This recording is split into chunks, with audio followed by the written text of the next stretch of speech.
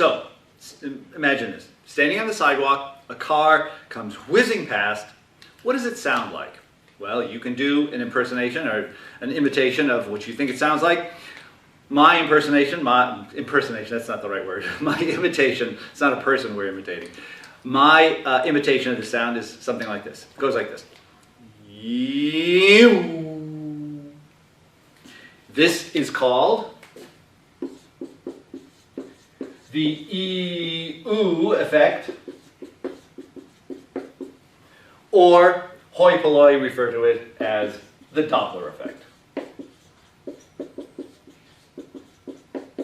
Okay, what this means, or what this is, it's a perceived change in frequency depending on the motion of the source, but also if the source were stationary and we were moving, if we were running toward the source or running away from the source, there would also be a change in the frequency, a change in the perceived sound. So it could be both. It is both. A motion of the source, a motion of the receiver or the observer will change the frequency. How does this work? Well, let's take a quick qualitative look at what's going on, but then I'll give you the result and we'll stick some numbers in. Let's imagine that we've got some source of sound right here. This could be maybe the engine of a car, or maybe a siren or something like that. Any steady source of sound. And what I've drawn here are the maxima and the minima. Maybe the black lines represent the maxima here, the high points, the white lines are the minima, the low points, and so we've got maximum, minimum, maximum, minimum, max, min, like that. And we're over here. Let's imagine we're standing over here, and the waves are approaching us. As time progresses, the waves move over this way, and every time a wave hits us, that's one complete wave. And so we can measure the wavelength. The wavelength would then be the distance between these two waves. So that is the wavelength of the sound being emitted by the source.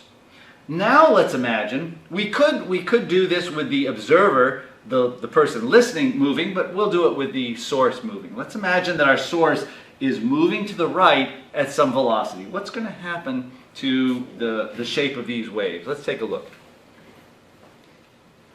In this case, the source is moving to the right. So in the past, it was back over here, and the waves sent out were centered at a point over here.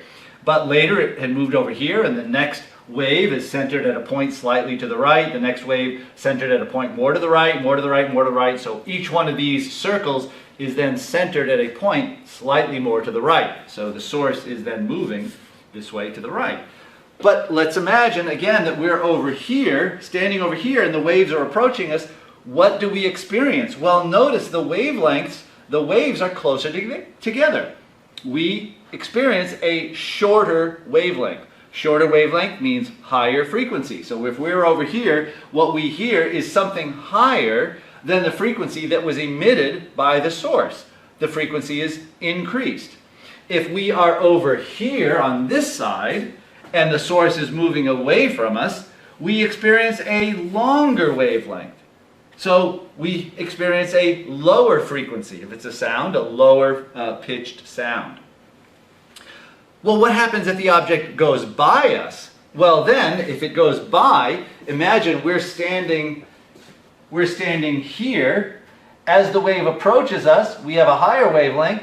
As it goes by, we experience a drop and a lower wavelength. So we experience a change in the frequency. The sound goes like ee-oo. It drops down, starting at a high frequency, going to a lower frequency.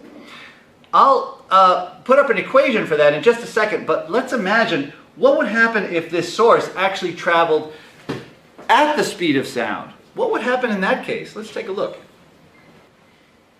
In this case, the source is always bumping right up against that leading edge of the wave.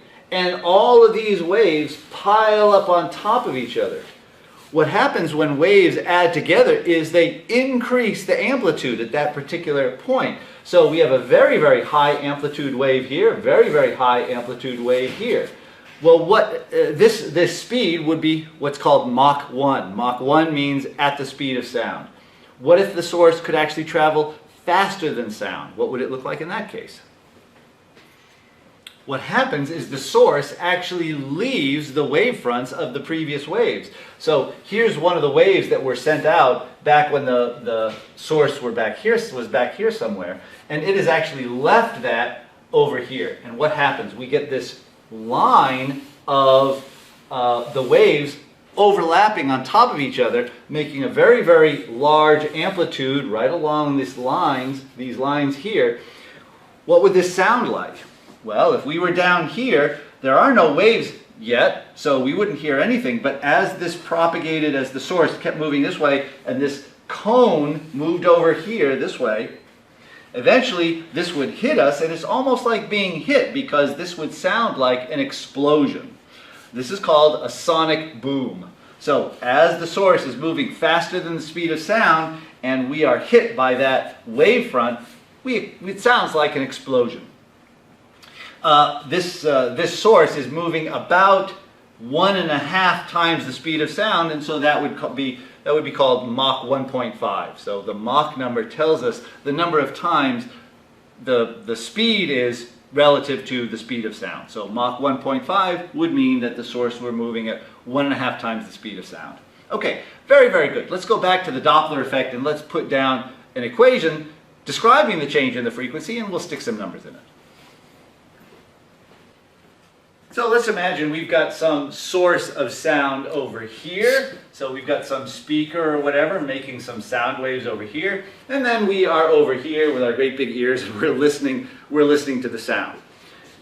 What is the change in the frequency due to the Doppler effect? Well, the source could be moving. This is S for the source. The observer, that's us over here, the observer could be moving. The observed frequency. So I'll explain what all these terms are. What we have is FO equals Fs times V minus VO over V plus Vs. Now, what are all these things? First of all, let me emphasize, this is the Doppler effect for sound.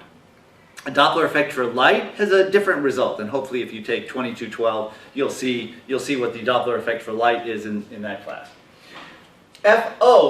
I skipped around here, sorry. FO is the observer frequency. So this is the frequency that the observer hears. Fs is the source frequency. So that is the frequency that is created by the source. V is the speed of sound. VO is the speed of the observer. And Vs is the speed of the source. Some textbooks, some instructors give different equations depending on the motions of the observer and the source. I like to use the same single equation, but then change the sign of the velocity depending on what the motion of the source looks like. This is the rule. This is very, very important that you need to remember in applying this result for the sign of VO and Vs. So these don't change, minus and plus. Let me emphasize, that's a minus. Then, VO and Vs, these are positive numbers if the motion is away from the other. So, V0, Vs are positive if the motion is away. I'll explain what I mean by that in just a second. And then VO and Vs are negative if their motion is toward the other. In other words, if the source moves toward the observer, that would be a negative source velocity. If the source moves away from the observer, that would be a positive source velocity. Toward, negative, away, positive.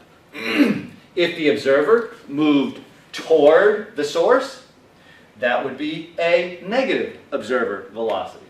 If the observer moved away from the source, that would be a positive observer velocity.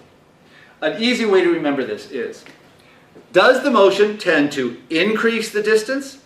Increasing the distance means a positive velocity. Does the motion tend to decrease the distance? Decreasing the distance means a negative velocity. So, moving away is positive velocity. Moving toward, negative velocity. Okay, great. Let's stick some numbers in here and try it out. Let's imagine that our source is creating a sound at 500 hertz. The speed of sound on this particular day, depending on the temperature and everything like that, is 343 meters per second. Let's imagine that our source is moving that way at 35 meters per second, and our observer is moving that way at 25 meters per second. Let's see if we can figure out what is the observed frequency. Well, we know that FO, the observed frequency, is equal to Fs, the source frequency, which is 500 hertz, times V, the speed of sound, 343 meters per second, minus VO. Now what's VO? VO is the observer frequency. Well, what's the observer doing? The observer is this one. Now is that going to be a positive or negative velocity? Well, the observer is doing what? Is moving toward the source. Toward is decreasing the distance, and that means a negative velocity. So V observer is negative 25. So we have minus negative 25 meters per second over V, speed of sound, 343 meters per second, plus Vs. Now what's Vs? The source is moving that way at 35 meters per second. Again, the source is decreasing the distance between it and the observer, decreasing toward, so again, that one is also negative, negative 35 meters per second. So we have plus negative 35 meters per second. Very, very good. So what do we get? We get 500 times 343 minus a negative, that's going to give us plus 25, which gives us 368 meters per second in the numerator. And then we have 343 plus negative 35, which is plus a negative, which is minus, so 343 minus 35, which is what, 308 meters per second in the denominator. Dividing that out, multiplying it, and what do we get? We get the observed frequency is then 597 hertz. Okay, very, very good. Let's try this slightly differently. Let's change the directions. Let's imagine this observer and the source are now moving, let's say, in this direction and that direction. How does that change things? Well, for the source, we are now moving away from the observer. Away means increasing the distance. That's going to give us V source is positive 35. For the observer, again, away, increasing the distance. That means V observer is positive 25. So in the numerator, we'll have V minus a positive number. In other words, 343 minus 25. While in the denominator, we'll have V plus a positive number, which is 343 plus 35. And we multiply that out, and what do we get? Well, in that case, we will get 421 hertz. 421 hertz. Okay, notice what happens. In the first case, when they were moving together, what happens? We have a higher frequency. 597 hertz versus 500, our initial 500 hertz. It's a higher frequency. We hear a higher frequency when the two are moving together. When they're moving apart, we hear 421 hertz, we hear a lower frequency. So motions toward tend to increase the frequency, motions away tend to decrease. And then if you've got one toward and one away, or this one toward, this one away, it depends on what the sizes are. That will affect whether you get a frequency increase or decrease. Okay, very, very good. There's one more cute little thing I'd like to talk about with sound that maybe you've heard about this before, maybe you've heard something about it. I know a number of my students have typically heard this, but sometimes they get the numbers a little bit confused. Let's listen to that, or let's think about that just for a second.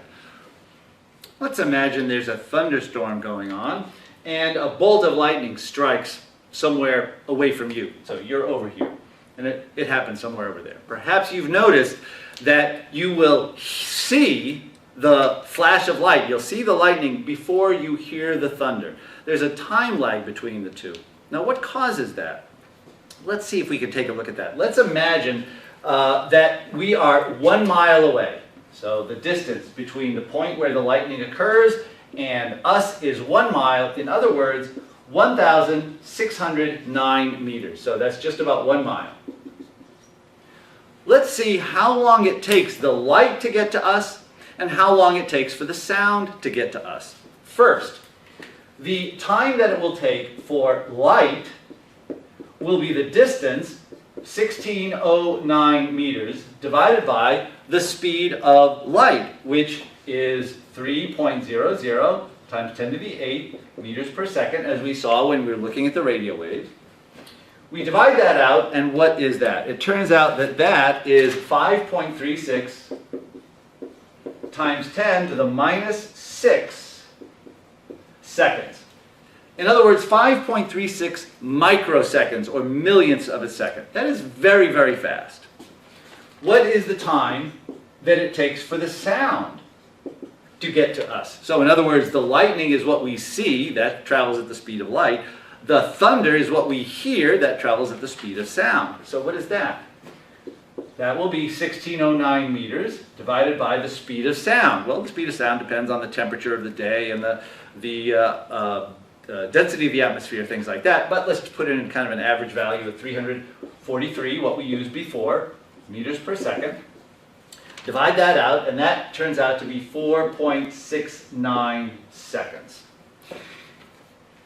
More than 4.5. Let's just say for something easy, we'll call that 5 seconds, around 5 seconds.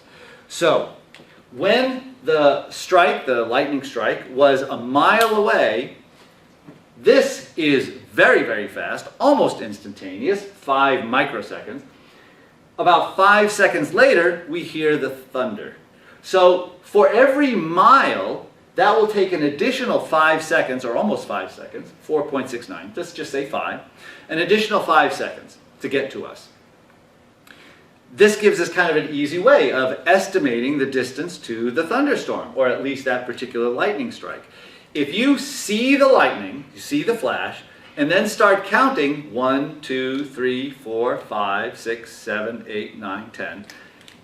Take the time that it takes until you hear the thunder, divide that by 5, and that will tell you the distance in miles to where the strike was. So for every 5 seconds, that's 1 more mile. That might be something you've heard about before. Some of my students thought it was 3 seconds, some thought it was something else, they weren't quite sure, but there we go. That's where that number, the 5 seconds, comes from the 4.69, the time that it takes light if you put in a different, that's light. If you put in a different speed of sound, you'll get a slightly different value for the time, but using 343, we got 4.69 seconds. Okay, very, very good.